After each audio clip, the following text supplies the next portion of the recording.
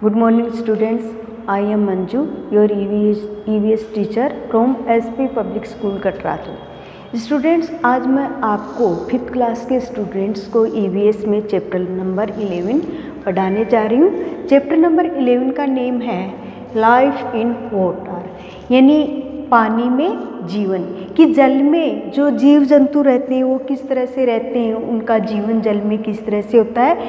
तो देखो students, many kinds of plants and animals are found on land and in water.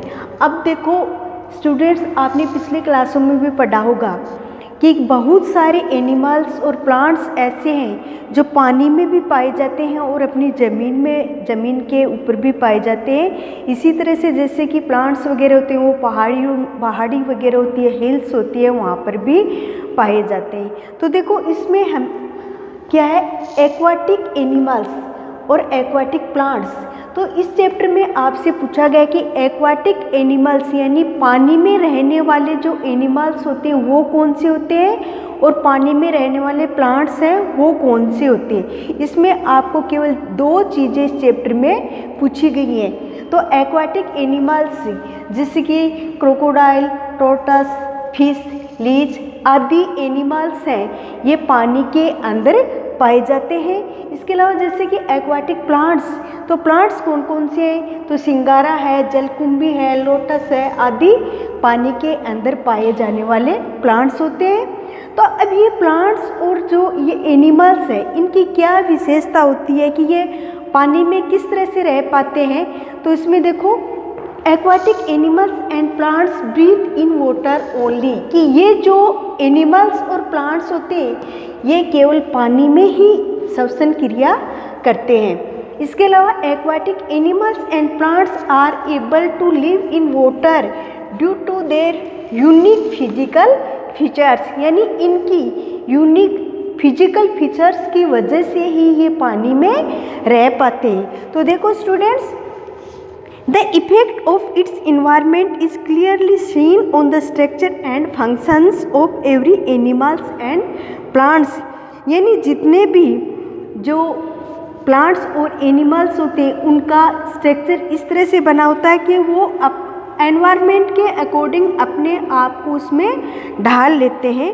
Due to, अब ये क्या वजह होती है कि ये पानी में क्यों पाए जाते हैं, किस तरह से पाए जाते हैं। तो due to their particular physical features animals and plants are able to live in particular environment.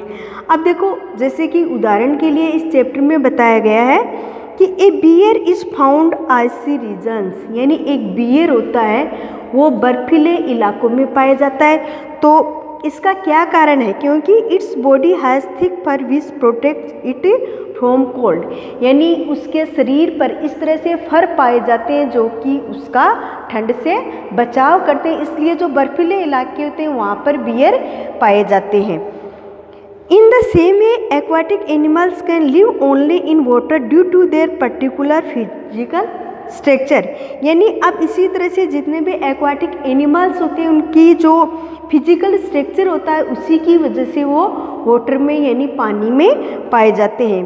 तो देखो स्टूडेंट्स, अगर हम जब भी पानी के अंदर हाथ वगैरह लगातार डाले रखते हैं तो उससे हमारे हाथों में श्रंख वगैरह गिर जाती है। तो वो क्या होता है, क्योंकि हम पानी के अंदर नहीं रह पाते, तो फिजिकल स्ट्रक्चर की वजह से ही एनिमल्स और जो प्लांट्स होते हैं वो पानी में पाए जाते हैं। और कुछ ऐसे प्लांट्स वगैरह होते हैं और एनिमल्स होते हैं जो ज़मीन के ऊपर पाए जाते हैं। तो स्टूडेंट्स, इस चैप्टर में आपको एक्वाटिक एनिमल्स और एक्वाटिक प्लांट्स के बारे में लर्न करना है।